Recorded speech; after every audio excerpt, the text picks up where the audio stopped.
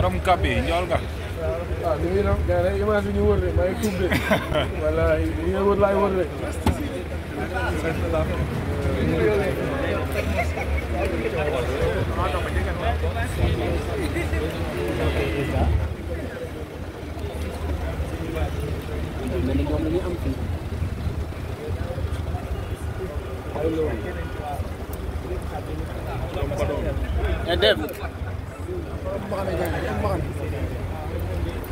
mooy espace gars yi génn. waaw ñëpp mën nañu tolloo quoi moo tax.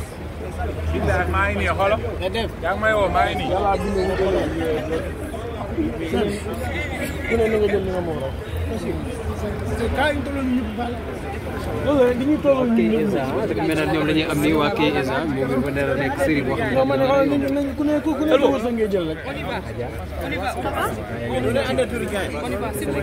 Gars, s'il vous plaît, derrière.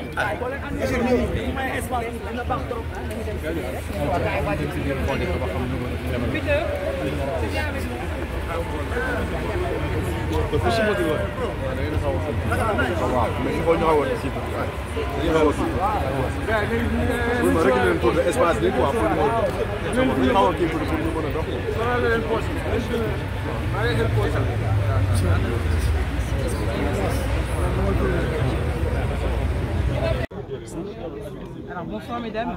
Bonsoir. Il y a un lancement d'une toute nouvelle série entre trois amis, trois différents caractères. Alors est-ce que c'est difficile de s'approprier ce personnage? Je pense que c'est venu naturellement. D'abord on se connaît dans la vraie vie, on est amis, on est des sœurs même je dirais. Et c'est un peu parfois des extraits de nos vraies vies. D'accord. Alors aujourd'hui entre vous trois qui a le plus fort caractère? En tournage.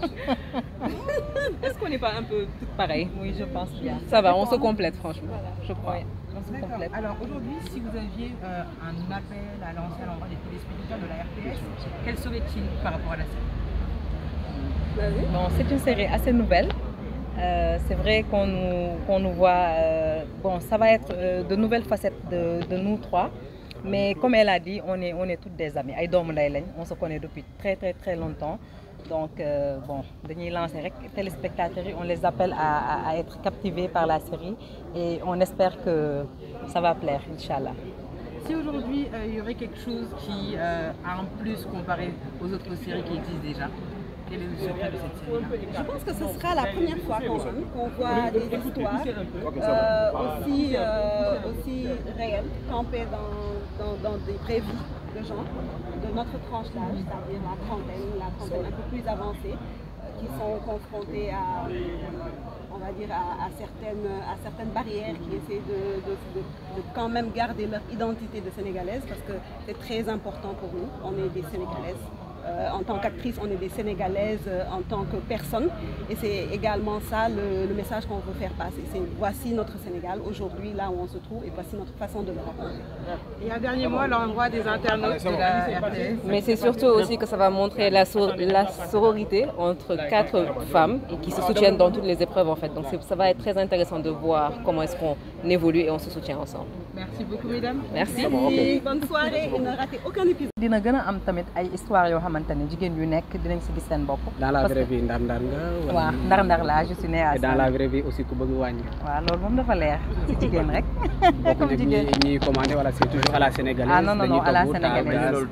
Et toute la famille. waaw ah dinañu togg daal dinañu togg à la famille. kon lan nga wax sénégalais ci série bees bi nga xamante ne. ah en tout cas daal Kéza moom li ma si mën a wax rek mooy découverte la ay ñeenti doomu ndey ñoo xamante ni dañoo bëggante di ànd Fatou Jupiter Touré mi ngeen di gis nga xamante ni moom mënuma àpp sax depuis combien de temps la ñu xamante parce que am na photo yoo xam ne xam naa bu génnee dina xaw a doy waar ndax man depuis toujours on se connaît donc ay doomu ndey lañ dans la vraie vie donc yàlla boolewaat nañu encore si benn projet bu tudd Kéza donc mu nekk ñeenti doomu ndey yoo xamante ni dañuy booloo rek ànd et que voilà seen histoire daal mooy histoire boo xamante ne jigéen bu ko seetaan dina si gis boppam et on espère que ça va plaire inchallah. pour le début beneen yoon bu ngeen di wax bu ngeen di kaawate fay leen direct bi dégg ah loolu moom day dal ñu bëri. voilà merci beaucoup moo tax jàngat bi rek liñ si bëgg.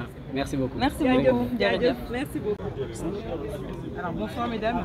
Bonsoir. Un lancement d'une toute nouvelle série entre trois amis, trois différents caractères. Alors est-ce que c'est difficile de s'approprier ce personnage? Je pense que c'est venu naturellement. D'abord, on se connaît dans la vraie vie, on est amis, on a des frères, des sœurs même, je dirais.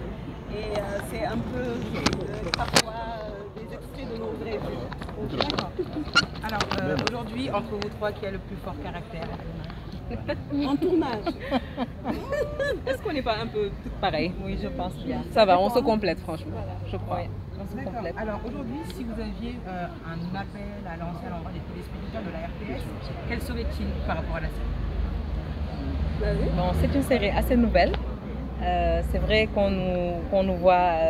Bon, ça va être de nouvelles facettes de nous trois. Mais comme elle a dit, on est toutes des amies. Ay doomu ndey lañ, on se connaît depuis très longtemps. Donc bon, dañuy lancer rek téléspectateurs yi, on les appelle à être captivés par la série et on espère que ça va plaire, Inch'Allah.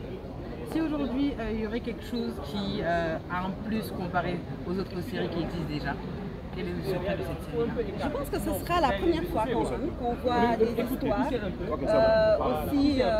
aussi réelles, campées dans des vraies vies de gens de notre tranche d'âge, c'est-à-dire la trentaine un peu plus avancée, qui sont confrontés on va dire à certaines barrières, qui essaient de quand même garder leur identité de Sénégalaise, parce que c'est très important pour nous. On est des Sénégalaises. En tant qu'actrice, on est des Sénégalaises en tant que personne. Et c'est également ça le message qu'on veut faire passer. C'est voici notre Sénégal aujourd'hui, là où on se trouve, et voici notre façon de le raconter.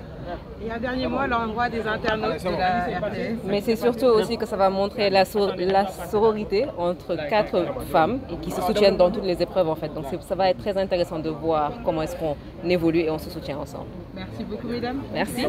Bonne soirée et ne ratez aucun épisode. dina gën a am tamit ay histoire yoo xamante ne jigéen yu nekk dinañ si gis seen bopp. Dans la vraie vie ndar-ndar nga. waaw ndar-ndar laa je suis née à. Et dans la vraie vie aussi ku bëgg wàññi. waaw loolu moom dafa leer ci jigéen rek. Bokk nag ñi commandé wala c'est toujours à la sénégalaise. Ah non à la sénégalaise.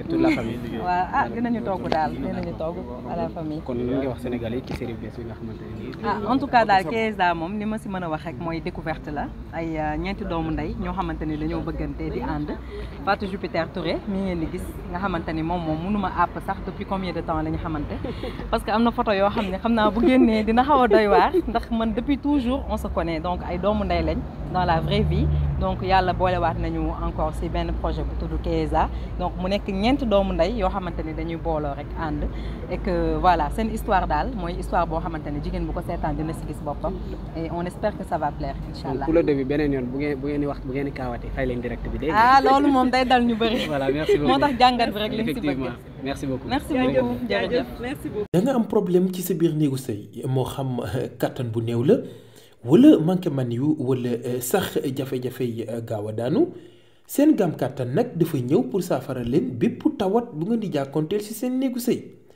ku bëgg ci gaam kàttan boobu da ngay woote ci 77 490 09 20 ak seen gaam kàttan jàngoro yi sëy dafa jeex tàkk ci même réew.